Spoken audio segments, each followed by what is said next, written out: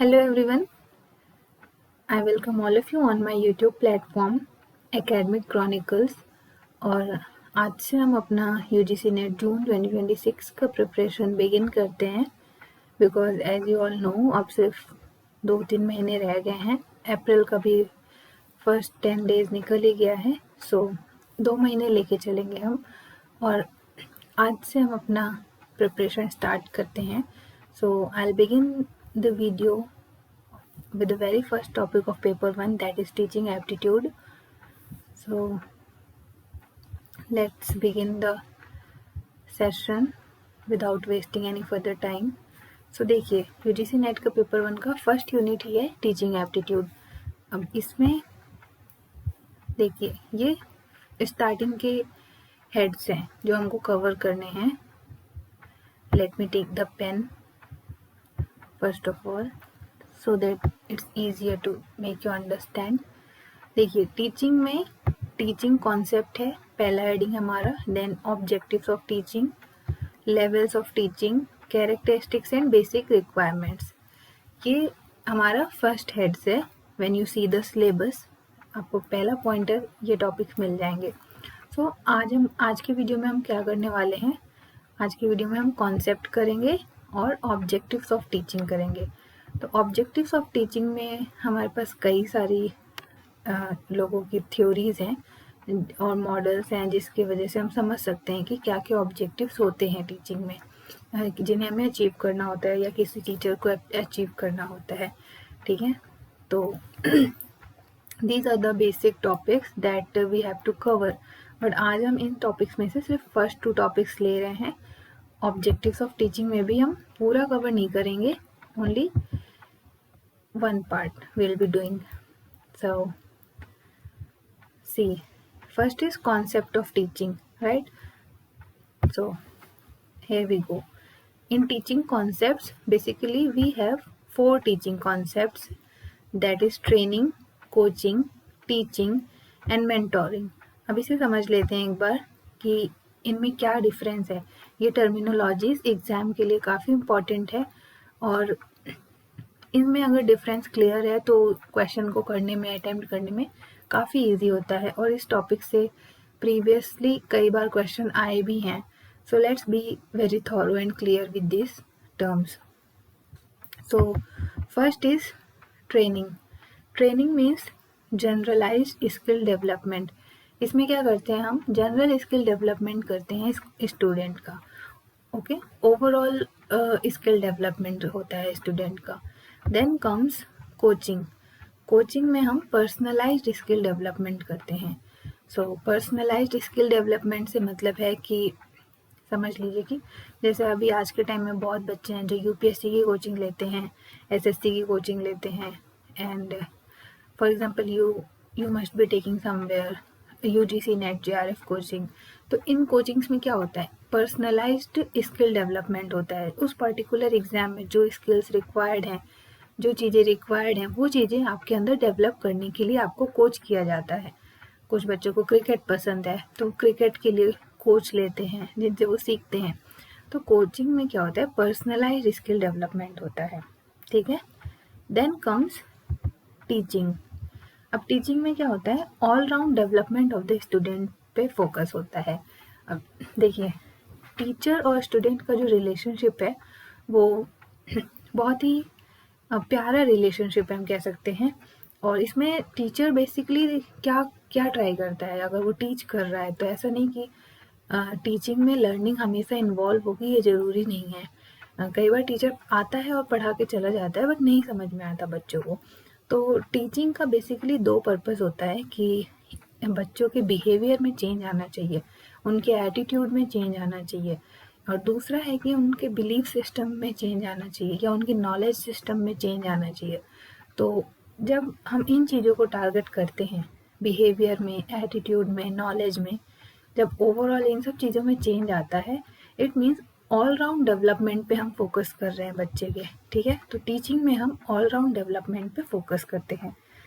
Then comes the last concept, that is mentoring. अब mentoring में क्या होता है कि बच्चा और the student is capable of doing the particular task। But उसे गाइडेंस की ज़रूरत होती है। अभी आप देखते हैं कि जैसे यूपीएससी में भी मेंटरशिप कोर्सेज चलते हैं, तो उसमें the student is capable to do everything on their own, but they just need a little bit of guidance to ace the particular field, okay, to perform good in a particular field. So I hope now these four concepts are clear to you. Let me repeat this. Training means general skill development in a student. Coaching means personalized skill development in a student. Teaching में हम all round development पे focus करते हैं. And then mentoring में हम guidance provide करते हैं बच्चे को. That's it. Okay, so these are the teaching concepts. This is the first head of our syllabus. अभी इससे रिलेटेड क्वेश्चन देख लेते हैं एक बार हम. अभी इस क्वेश्चन में क्या कह रहा है? Which of the following set of statements reflect the basic characteristics of teaching? So options हैं: teaching is the same as training. There is no difference between instruction and conditioning when we teach. Teaching is related to learning. Teaching is a task word while training is an achievement word. And then teaching means giving information. And then one may teach without learning taking place. अब इसमें हमें बताना है कि कौन सा हमारा सही स्टेटमेंट है. अब ये प्रीवियस ईयर एग्जामिनेशन का क्वेश्चन है, ठीक है. तो देखिए फर्स्ट हेड में क्या बोल रहा है? Teaching is the same as training. नहीं, अभी हमने पीछे पढ़ा कि दोनों में डिफरेंस है. क्या डिफरेंस है? That you can C from the previous explanation. Then there is no difference between instruction and conditioning when we teach. So is it true? No, this is also not true. अभी हमने instruction और conditioning नहीं पढ़ा है, but ये हम आगे आने वाली क्लास में देखेंगे. अभी आप शॉर्ट में समझ लो कि इंस्ट्रक्शन में क्या होता है कि हम बच्चे को बताते हैं कि ये सही है, ये गलत है, ठीक है. इंस्ट्रक्शन देते हैं बच्चे को. कंडीशनिंग में क्या रहता है कि हम बच्चों की कंडीशनिंग कर देते हैं बचपन से. जैसे कि बहुत सारे ऐसे आप स्टीरियोटाइप्स देखोगे जहाँ पर लड़कियों को और लड़कों मतलब गर्ल्स को सेम ट्रीट नहीं किया जाता है बॉयज़, बहुत सारे एरियाज़ में अभी भी इंडिया में. तो ये कंडीशनिंग है जो लड़कियों की जाती है बचपन से कि एक लड़की को ऐसा ही होना चाहिए या एक लड़के को ऐसा ही होना चाहिए. सो इसमें कंडीशनिंग में हम बचपन से ही वो चीज़ें किसी के अंदर डाल देते हैं दैट इट बिकम्स नेचुरलाइज्ड, ठीक है. अभी के लिए फ़िलहाल ये तो डेफिनेटली यू कैन सी कि इंस्ट्रक्शन और कंडीशनिंग भी सेम नहीं है. तो ये यहाँ पे लिखा है नो डिफरेंस, तो ये गलत हो जाता है स्टेटमेंट बिकॉज डिफरेंस है दोनों में, ठीक है. उसी तरह टीचिंग और ट्रेनिंग में भी डिफरेंस है, तो ये भी स्टेटमेंट गलत हो जाता है. Then comes teaching is related to learning, तो ये स्टेटमेंट ठीक हो जाता है बिल्कुल. फिर teaching is a task word while training is an achievement word. So is it right or wrong? I think let's keep it aside for now. Teaching means giving information, so this is also okay but not completely okay because teaching में हम सिर्फ information नहीं देते हैं, हमें बच्चों को समझाना भी होता है teaching में. फिर one may teach without learning taking place. This is right. बहुत सारे ऐसा केसेस हैं जहाँ पर लर्निंग नहीं हो पाती है बच्चे की और सिर्फ टीचिंग करके टीचर चला जाता है. सो इसमें कौन कौन से स्टेटमेंट ठीक हैं? इसमें सिर्फ हमारे थर्ड, फोर्थ और सिक्स्थ स्टेटमेंट ठीक हैं. सो फोर्थ में थर्ड और सिक्स्थ हमारे ठीक हैं, फोर्थ रह गया था. फोर्थ में कह रहा है teaching is a task word while training is an achievement word. This is right, क्योंकि देखिए टीचिंग में क्या है, टीचिंग टीचर करता है तो वो एक टास्क कर रहा है, टास्क परफॉर्म कर रहा है. बट ट्रेनिंग में क्या है कि हम स्किल डेवलप कर रहे हैं बच्चे की, तो उसमें अचीव हो रहा है बच्चे को. क्या अचीव हो रहा है? स्किल अचीव हो रही है. So this statement is right. तो इसमें कौन कौन से स्टेटमेंट ठीक है? हमारा थर्ड स्टेटमेंट ठीक है, फोर्थ स्टेटमेंट ठीक है और सिक्स्थ स्टेटमेंट ठीक है. ये आपका प्रीवियस ईयर क्वेश्चन है, तो ये कॉन्सेप्ट अभी हमने जो पढ़ा ये उसी से रिलेटेड है, तो ये इम्पोर्टेंट हो जाता है. ठीक है, नेक्स्ट क्वेश्चन देख लेते हैं। So here comes the second question. इसमें क्या कह रहा है, फर्स्ट स्टेटमेंट है formal education describes the structured coordinated educational programs offered by schools, colleges and universities. Second statement कह रहा है Aditya being a CA learning psychology as a lifelong learning is an example of formal learning. अब इसमें देखना है कि कौन से स्टेटमेंट ठीक है। आपके सामने ऑप्शंस दिए हुए हैं, आपको बताना है कौन सा स्टेटमेंट ठीक है और कौन सा नहीं ठीक है। सो फर्स्ट स्टेटमेंट क्या कह रहे हैं, formal education describes the structured coordinated educational programmes offered by schools, colleges and universities. सही है ना, क्योंकि स्कूल, कॉलेज और यूनिवर्सिटीज जो हमें एजुकेशन प्रोवाइड कर रहा है, हम उसे क्या बोलते हैं, फॉर्मल एजुकेशन ही बोलते हैं। ठीक है, फिर सेकेंड स्टेटमेंट में कह रहा है Aditya being a CA learning psychology, Aditya जो कि सीए लर्निंग साइकोलॉजी पढ़ रहा है, as a life long learning is an example of formal learning. तो definitely this is a wrong statement, wrong. Why? Because ये इसे एज ए हैबिट ले रहा है, like a life long learning. ठीक है, इसमें कोई फॉर्मल स्ट्रक्चर फॉलो नहीं हो रहा है। सो आपका करेक्ट आंसर हो जाएगा, करेक्ट ऑप्शन सी हो जाएगा। Statement 1 is correct but statement 2 is incorrect. Okay, so this is the first topic that we have covered. As you can see हमने कॉन्सेप्ट कर लिया है। अब हम ऑब्जेक्टिव्स की तरफ चलते हैं कि ऑब्जेक्टिव्स ऑफ टीचिंग में क्या क्या देखते हैं हम। तो देखिए, ऑब्जेक्टिव्स ऑफ टीचिंग, टीचिंग का पर्पस क्या होता है। जब भी हम टीचिंग करते हैं तो टीचिंग में क्या चीज़ ऐसी है जो होनी ही चाहिए। तो देखिए, जब भी टीचिंग हो रही है तो नॉलेज डेवलपमेंट होना ही चाहिए बच्चे के अंदर, कि उसे कुछ सीखने को मिले क्लास में। ऐसा नहीं कि वो आया, बैठा और चला गया और उसने कुछ भी नहीं सीखा। तो ऐसा नहीं हो सकता टीचिंग का।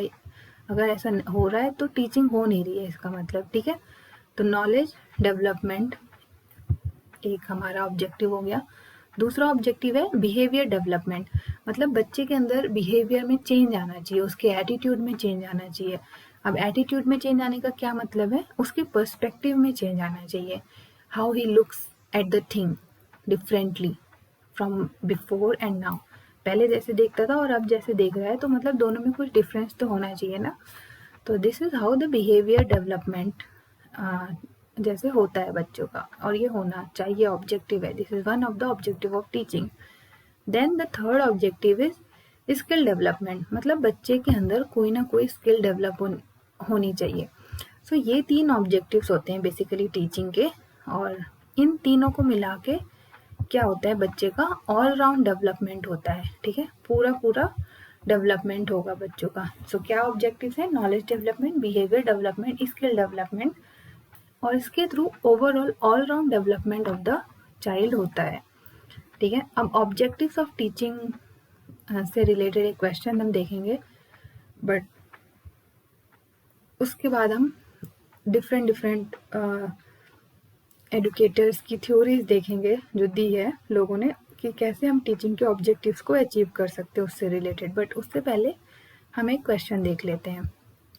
So the question is right in front of you and it was asked in December 2023. It's your PYQ only. So the question says which of the following is not the objective of teaching. अभी हमने पढ़ा ना कि teaching के क्या क्या objective होने चाहिए, तो अभी इसमें पूछ रहा है which of the following is not the objective of teaching. पहला ऑप्शन है to help students to become better thinkers. Second, to facilitate the development of a problem solving ability among students. Third, to follow a rigid teaching plan. Fourth, to help learners adjust his perceptions to reality, attaining harmony between internal and external experiences. ठीक है, ये चार option है। अब इनको one by one आप थोड़ा focus के साथ, ध्यान के साथ देखो। पहले में क्या कह रहा है, to help students to become better thinkers, ये ऑब्जेक्टिव है। हाँ बिल्कुल है, क्योंकि इसमें क्या चेंज हो रहा है, इसमें नॉलेज डेवलपमेंट हो रहा है। बेटर थिंकर्स बन रहा है मीन्स वो कुछ सीखेंगे, फिर उसके बारे में सोचेंगे।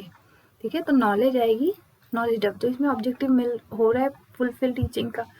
ठीक है, सेकंड में कह रहा है to facilitate the development of a problem solving ability among students. इसमें कौन सा ऑब्जेक्टिव फुलफिल हो रहा है टीचिंग का। अभी हमने ये वाला चार्ट देखा ना, ये 3 ऑब्जेक्टिव्स हैं। इसमें क्या कह रहे हैं, प्रॉब्लम सॉल्विंग एबिलिटी डेवलप कर रहे हैं अगर बच्चे के अंदर, तो इसमें से कौन सा, आप बताओ, इसमें से कौन सा ऑब्जेक्टिव फुलफिल हो रहा है? Definitely skill development. अगर प्रॉब्लम सॉल्विंग एबिलिटी डेवलप हो रही है बच्चे के अंदर, तो इसका मतलब स्किल डेवलपमेंट हो रहा है बच्चे का। ठीक है, तो यहाँ पे भी ऑब्जेक्टिव फुलफिल हो रहा है टीचिंग का। Third is to follow a rigid teaching plan. ये सही है क्या ऑप्शन? नहीं, टीचिंग का ये ऑब्जेक्टिव नहीं होता टू फॉलो, बल्कि टीचर को फ्लेक्सिबल होना चाहिए टू अंडरस्टैंड कि क्लास की रिक्वायरमेंट क्या है। और फ्लेक्सिबल क्यों होना चाहिए ये भी मैं भी आपको बताऊंगी कि टीचर को फ्लेक्सिबल होना क्यों ज़रूरी है। ठीक है, फोर्थ देख लेते हैं पहले। So fourth is to help learner adjust his perceptions to reality, कि वो अपने परसेप्शंस को रियलिटी में एडजस्ट करे। Attaining harmony between internal and external experiences. इससे कौन सा ऑब्जेक्टिव फुलफिल हो रहा है? So second objective, that is behaviour change. ठीक है, तो इसमें भी ऑब्जेक्टिव फुलफिल हो रहा है। तो हमारा ये स्टेटमेंट ठीक है, ये भी स्टेटमेंट ठीक है, और ये भी स्टेटमेंट ठीक है। बट हमारा थर्ड वाला स्टेटमेंट जो है ये गलत है, क्योंकि इसमें एक रिजिड टीचिंग प्लान फॉलो करने की बात हो रही है, बट टीचर को फ्लेक्सिबल होना चाहिए। ठीक है, ना कि रिजिड टीचिंग प्लान फॉलो करने से ऑब्जेक्टिव फुलफिल होगा।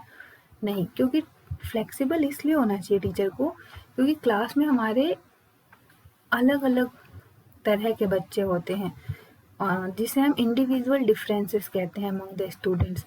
तो इंडिविजुअल डिफरेंसेस को हमें केटर करने के लिए एक टीचर को फ्लेक्सिबल होना ज़रूरी है। ठीक है, इसको इंडिविजुअल डिफरेंसेस को एड्रेस करने के लिए,